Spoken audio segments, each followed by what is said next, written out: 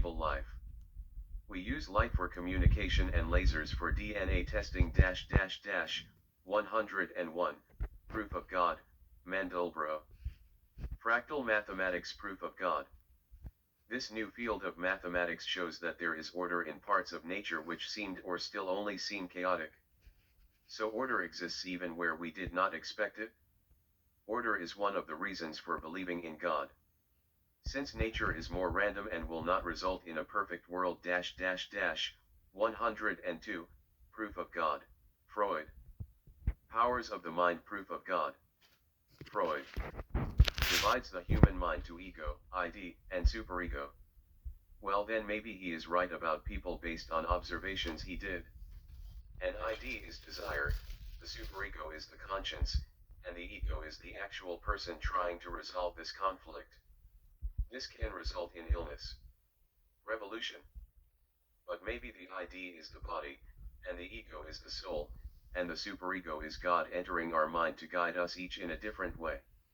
Axiom, God is our conscience, at different times. 103, Proof of God, Aristotle. Repeat. Need God so that the universe exists. I.e., the angels love him and this causes spheres of the stars to move, and all causes in the world are the result of motion. But now we believe in inertia. So this is not quite right. But it may be that people of universe as it is needs a God to love, else it is not worth living.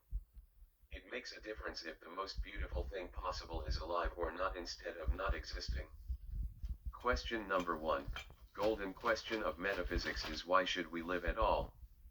The Bible says to be fruitful and multiply, but it doesn't say why we should. It only says during creation of the world that God saw everything and it was very good. But is life still very good after God kicked man out of paradise?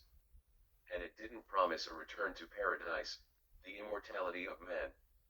It even said, dust thou art and unto dust thou shalt. 1. Return. This seems an extermination of the person. Even life in paradise would not be perfect, and even if it was, then why would we want it? What would be the purpose of living in paradise? Agnostic people on earth live for pleasure despite the scarcity of it, and despite the horrors of life, or to help make life a better place for other people or their children. But that seems to be circular reasoning or illogical, since they exist to make your life better too. So each of you lives for helping the other. So better if neither one of you existed. You work for nothing. You can't make life pleasant enough anyway. But humanity has come a long way in making this world a paradise. Pleasures abound and many problems solved already. It would be ironic if people see life as a great good because of pleasure, and the greatest man, having the best life that can be offered, rejects all of it. Suicide is often considered illegal or a sign of mental illness. So critique of the existence of God is greater assumption for problem. Now add critique of immortality. Paradise. Life has no purpose. Aristotle classifies lifestyles as being for pleasure, political life, or contemplative life. Solution. But there are levels of existence, some being more desirable than others. If you feel offer yourself and for life, and life is pleasant, then surely life is better than death. We have feelings and awe makes you want to live. And this is perfected if God exists, since God is the most awesome object and the highest source of pleasure. And it is noble too. So we need such a thing as God, an awe kind of love. Miracle just to be able to ask question, and answer it, be aware of it, and even take our own life, suicide. Need God also, since we may find in the end after coming so close or miss by a long shot if left alone or too hard. Need God for justice, since have invisible crimes which are not seen and appear to be only accidents, and if survive them then criminal may do you more harm and no one will know it. He may even kill you. But theology paradox. 1. How can God exist for decades of your life and not make himself visible to you? A contradiction.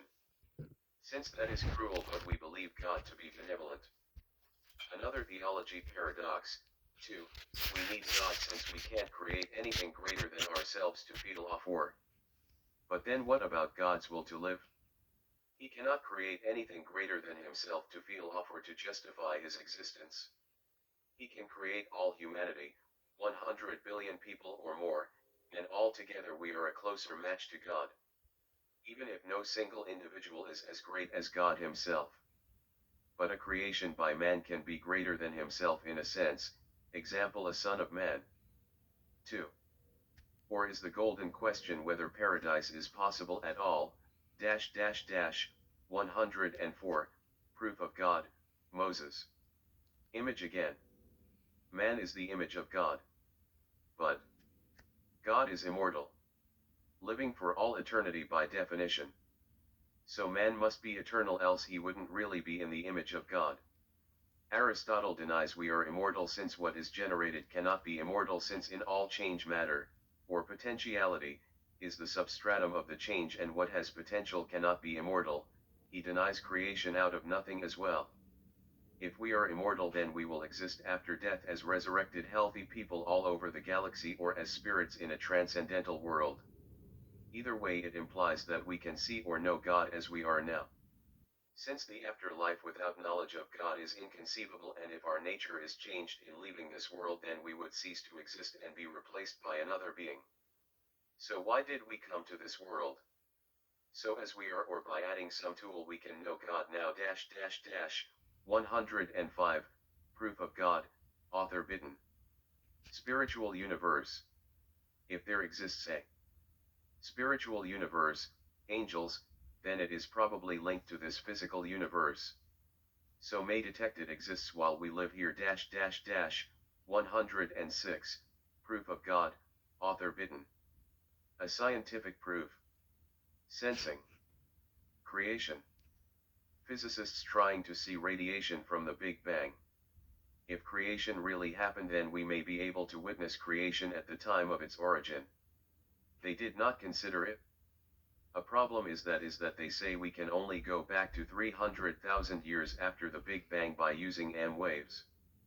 Problem: radiation from moment of Big Bang or creation would travel at speed of light, which is the fastest speed of Einstein was right, so it would have passed our position already, since objects moving from initial point must move slower unless Einstein is wrong, or it can go faster than light using a spaceship and go and capture radiation which left Big Bang. Scientific application of spaceship already here. Problem: Maimonides says that the laws of nature may not apply at the time of creation. Einstein also says that his general theory of relativity does not apply there. Critique of cosmologists. Affects radioactive dating also. 107, proof of God, Kant, 1. Ontological proof of God. The necessary. Existent is the unconditioned. So if throw away all conditions, then it necessarily exists. There is nothing to prevent it from existing.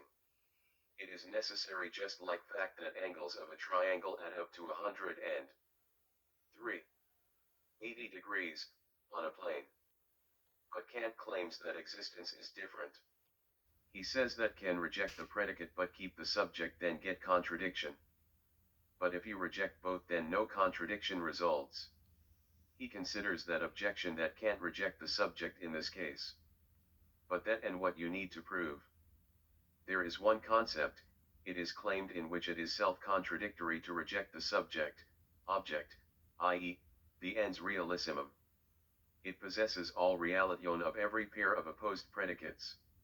You feel justified that it is possible. But need far more than non-self-contradiction to be possible. And the notion of all reality includes the notion of existence. So can't reject it without contradiction. This exists is an analytic vs synthetic proposition, 108, proof of God, Kant. 2 from Leibniz. Cosmological proof of God. From the unconditioned necessity of some being, its unlimited reality, this proof which is mentioned by Leibniz: if something exists, an absolutely necessary being exists, now, I at least exist, consequently there exists a necessary being. This argument begins with experience in general. A necessary existent can be determined only in one way, i.e., by one of all possible opposed predicates. so it must be completely determined by its concept. But only the concept of the ens realissimum completely determines a thing a priori. The properties of the necessary existent cannot be determined from experience. So it searches among pure concepts. Kant objects that the ens realissimum may not be an adequate concept for necessary existent being. And the existence of a necessary being is given in concepts alone. And reduces to ontological proof, so the appeal to experience does not help. And everything that is contingent must have a cause. He claims that that is true only in the sensible world. Causality only has significance in sensible world, not beyond the limits of this sphere. And from the impossibility of infinite series to first cause is not justified in experience, let alone beyond it. And possibility of a concept of total of reality depends on possibility in reality. So refers to experience. Reply not unless it is possible in all worlds 109, Proof of God, Kant. 3 Plato. Physico-theological proof of God.